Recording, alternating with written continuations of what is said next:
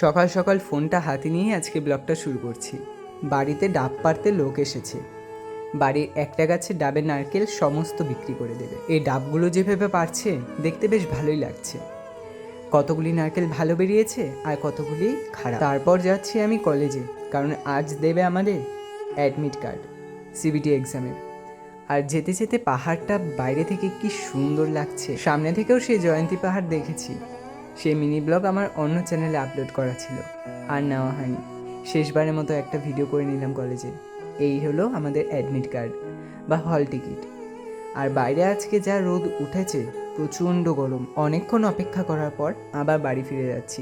বাড়ি ফিরে স্যামকে একটু আদর করে নিলাম। এই নারকেলটা বলে ভালো না, সেজন্য ওরা নেবে না। পরে আমি নারকেলটা ছুলে দেখলাম ভালোই ছিল, জলটাও বেশ মিষ্টি, আর নারকেলের ভেতরটা ছিল খুব সুন্দর। রোদে যখন গ্লাসটা তুলে ধরছিলাম, দেখতে বেশ ভালো লাগছিল। উপর দিয়ে কি সুন্দর নারকেল ভেসেছিল। খাওয়া দাওয়া করে এবার বসে গেলাম পড়তে, কারণ আজ সারাদিন পড়া হয়নি। একের পর এক ব্যস্ততার কারণে পড়তেই বসতে পারিনি। কিছু করো আর না করো ভাই, পড়তে তো বসতে হবেই, কারণ এখন এটাই হচ্ছে জীবনের একমাত্র লক্ষ্য। পড়াশোনা না করলে কোনো কাজও থাকবে না, আর কাজ না করলে টাকাও আসবে না, আর টাকা না থাকলে তো কোনো মানুষের কথা ছেড়েই দাও। আজ ব্লগটা বেশ অনেকটা বড় হয়ে গেল, এ পর্যন্ত রাখছি। রাধে রাধে।